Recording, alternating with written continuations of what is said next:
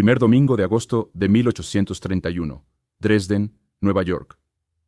William Miller, un predicador laico bautista, presenta por primera vez en público sus cálculos basados en Daniel 8:14, que apuntaban según su interpretación a 1843 como el año de la segunda venida de Cristo.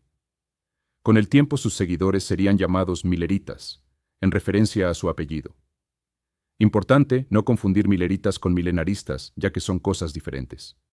Cuando pasó 1843 y no se cumplieron sus expectativas, Miller y sus seguidores, en lugar de desanimarse, siguieron escudriñando las Escrituras, buscando la fecha de la segunda venida, porque disonancia cognitiva.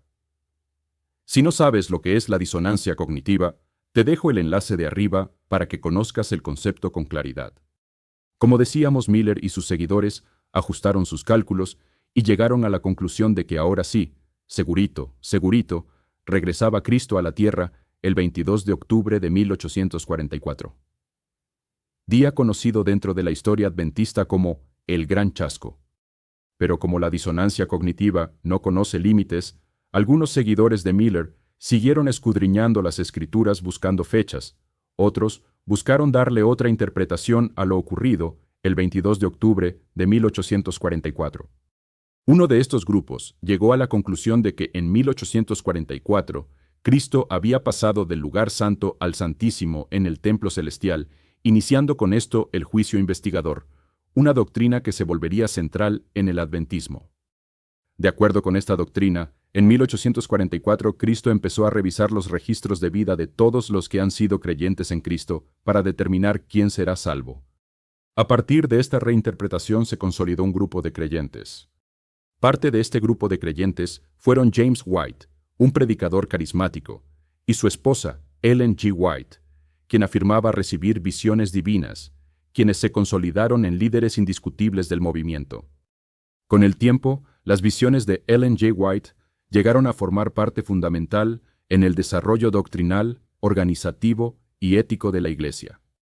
Todos estos acontecimientos llevaron a la fundación de la Iglesia Adventista del Séptimo Día el 1 de mayo de 1863 en Battle Creek, Michigan, Estados Unidos. Ahora bien, ¿qué relación tiene todo esto con los testigos de Jehová? ¿Cuáles son las principales creencias de los adventistas del Séptimo Día? ¿Son una secta? Quédate hasta el final, ya que contestaremos todas estas preguntas. De entrada les digo, a quien piense que todo es blanco o negro, este video no les va a gustar. A quienes piensen que la realidad es compleja y que tiene una variedad de matices, están en el lugar correcto. Porque esto es con sentido común.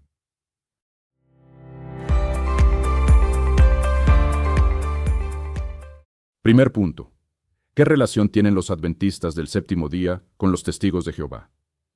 Si bien Charles Taze Russell nunca fue miembro de la Iglesia Adventista, sí recibió mucha influencia de segundo adventistas como Jonas Wendell, George Storrs, George Stetson y Nelson Barbour.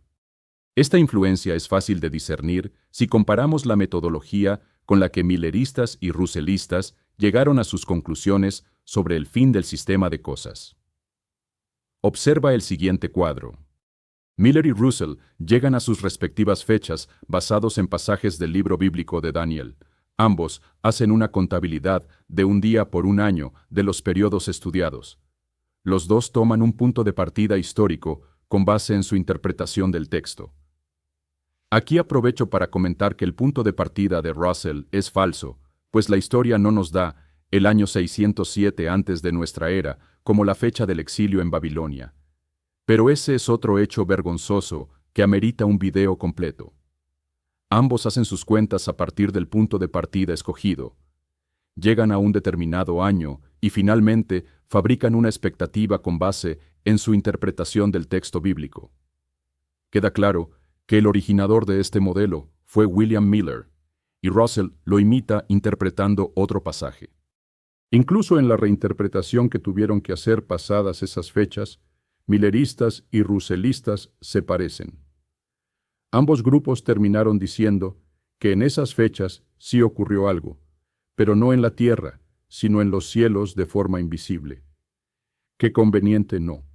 Los milleristas terminaron diciendo que en esa fecha inició un juicio pero invisible, y los russellistas, que en ese año sí se estableció el reino de Dios, pero de forma invisible.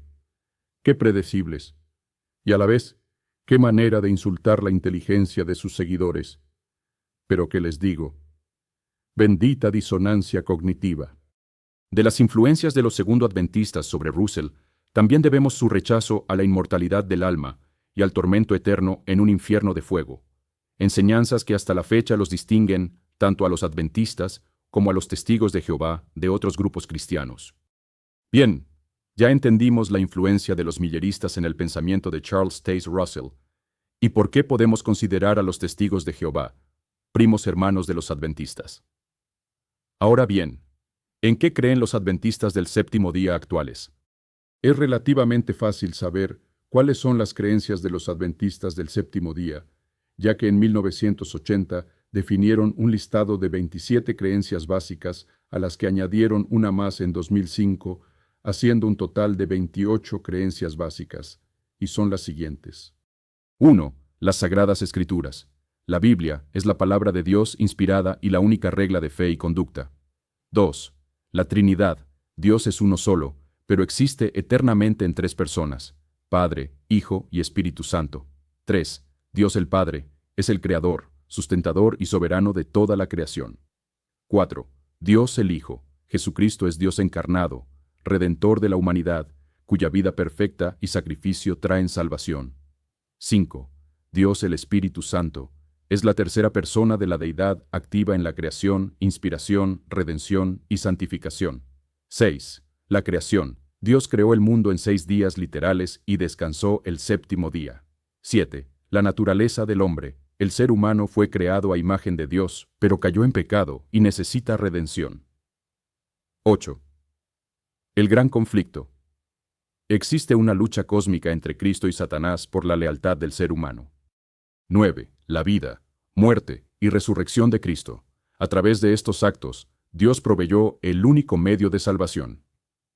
10. La experiencia de la salvación. Mediante fe en Cristo, el ser humano es justificado, regenerado y santificado. 11. El crecimiento en Cristo. La vida cristiana es un proceso continuo de victoria sobre el pecado por el poder del Espíritu. 12. La Iglesia. La comunidad de creyentes llamada por Dios para adorar, comunicar el Evangelio y servir al prójimo. 13. El remanente y su misión. Un grupo fiel en los últimos días que guarda los mandamientos y tiene el testimonio de Jesús. 14. La unidad en el cuerpo de Cristo. Todos los creyentes son iguales ante Dios y están llamados a la unidad en Cristo. 15. El bautismo. Acto de fe que simboliza la muerte al pecado y el nuevo nacimiento en Cristo. 16. La Cena del Señor. Conmemoración simbólica de la muerte de Cristo y expresión de fe comunitaria. 17. Dones y ministerios espirituales. Dios concede dones espirituales para la edificación de la Iglesia. 18. El don de profecía. Se reconoce en el ministerio de Ellen G. White como guía espiritual. 19. La ley de Dios. Los 10 mandamientos expresan la voluntad de Dios y son vigentes para todos. 20. El sábado. Día de descanso y adoración, instituido en la creación y observado del viernes al sábado al atardecer. 21. La mayordomía. Responsabilidad del creyente en el uso fiel del tiempo, talentos, bienes y cuerpo. 22. La conducta cristiana. Un estilo de vida que refleje los valores del reino de Dios en todos los aspectos. 23. El matrimonio y la familia. Instituciones divinas basadas en la unión entre un hombre y una mujer. 24. El ministerio de Cristo en el santuario celestial. Desde su ascensión, Cristo intercede por la humanidad en el cielo. 25. La segunda venida de Cristo. Será literal, personal, visible y mundial. La esperanza bienaventurada de los creyentes. 26. Muerte y resurrección. La muerte es un estado de inconsciencia hasta la resurrección en el día final. 27. El milenio y el fin del pecado. El reinado de 1000 años con Cristo precederá la erradicación definitiva del pecado. 28. La nueva tierra. Dios creará un mundo nuevo donde los redimidos vivirán para siempre en paz y justicia. Lo que sea de cada quien, Se agradece esta especie de resumen ejecutivo de creencias adventistas, estemos de acuerdo o no con ellas. El ser breve y al grano es algo que siempre se agradece. Y sí, sé que los adventistas tienen más creencias. Por ejemplo, son muy conocidos respecto a su preferencia por el vegetarianismo. Evitan bailar, tomar alcohol, etc. Sin embargo, justo aquí es donde comenzamos con los matices. Dentro del adventismo hay diferentes posturas. Los adventistas más conservadores tienden a darle más importancia a los escritos de Ellen G. White, quien propuso por visión de Dios: no vayan ustedes a creer que porque se le dio la regalada gana, una dieta vegetariana y una vida bastante ascética, mientras que los adventistas más progresistas tienden a no darle la misma importancia a los dichos de Ellen G. White. Las 28 creencias que revisamos fueron emitidas por el adventismo oficial, representado por su órgano rector, que es la Conferencia General de los Adventistas del Séptimo Día, con sede en Battle Creek, Michigan, Estados Unidos. Para los efectos de este video, que no pretende ser exhaustivo, estas 28 creencias oficiales nos dan una buena idea de lo que creen los adventistas, por lo menos a nivel oficial, más allá de las corrientes que pueda haber dentro de ellos. Ahora bien, queda la pregunta: ¿son los adventistas del séptimo día una secta? En términos generales en Internet, tanto para youtubers católicos como protestantes, todos dirán que los adventistas son una secta de lo peor. Ahora bien, tengamos en cuenta que Internet es una selva en donde todo suele ser blanco o negro. Pero como en este canal solemos no hacer mucho caso a las opiniones generalizadas en Internet, veremos el tema desde 3 puntos de vista, y al final daré un breve punto de vista personal. Los 3 puntos de vista son Iglesia Católica, iglesias protestantes evangélicas y el punto de vista sociológico y psicológico, que personalmente es el que me parece más interesante porque se centra en el tipo de control que ejercen y el daño que pueden causar. Iglesia Católica. Para hablar de la Iglesia Católica tenemos que ver lo que dice la doctrina oficial, más allá de lo que dice el cura de la parroquia u otros organismos católicos de menor rango. De forma oficial, desde el Concilio Vaticano II ocurrido en los años 60, la Iglesia Católica divide a las religiones cristianas en 1. Iglesias hermanas. Estas iglesias, aunque separadas, tienen verdaderos sacramentos, sobre todo por la sucesión apostólica, el sacerdocio y la Eucaristía. Aquí entran básicamente todas las iglesias ortodoxas orientales. 2. Hermanos separados. Son grupos que, aunque separados, reconocen a Jesucristo como Dios, Señor y Salvador, y tienen bautismo válido siempre y cuando sea realizado en agua y con la fórmula en el nombre del Padre, del Hijo y del Espíritu Santo. Aquí entrarían la mayoría de las iglesias protestantes evangélicas, y sí, la Iglesia Adventista. 3. Grupos religiosos no cristianos que utilizan elementos del cristianismo. Grupos religiosos que creen en Cristo pero niegan su divinidad.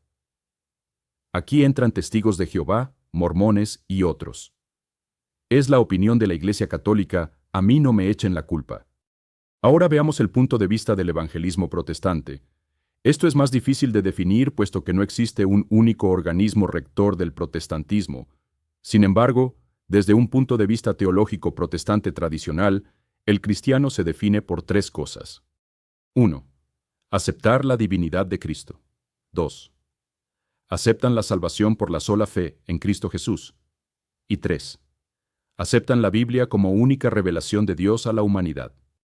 Y justo en los puntos 2 y 3 es donde los protestantes tradicionales cusetional a los adventistas.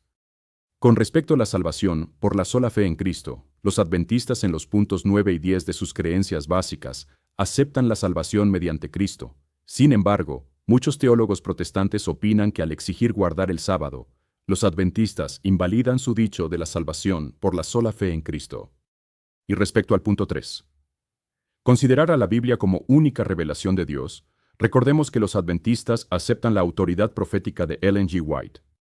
No está de más decir que bajo estos 3 criterios, la Iglesia Católica entra también dentro del rechazo protestante, esto debido a que la Iglesia Católica considera los sacramentos necesarios para la salvación, particularmente el sacramento de la Eucaristía, y porque acepta como autoridad los escritos papales y de los llamados padres de la Iglesia.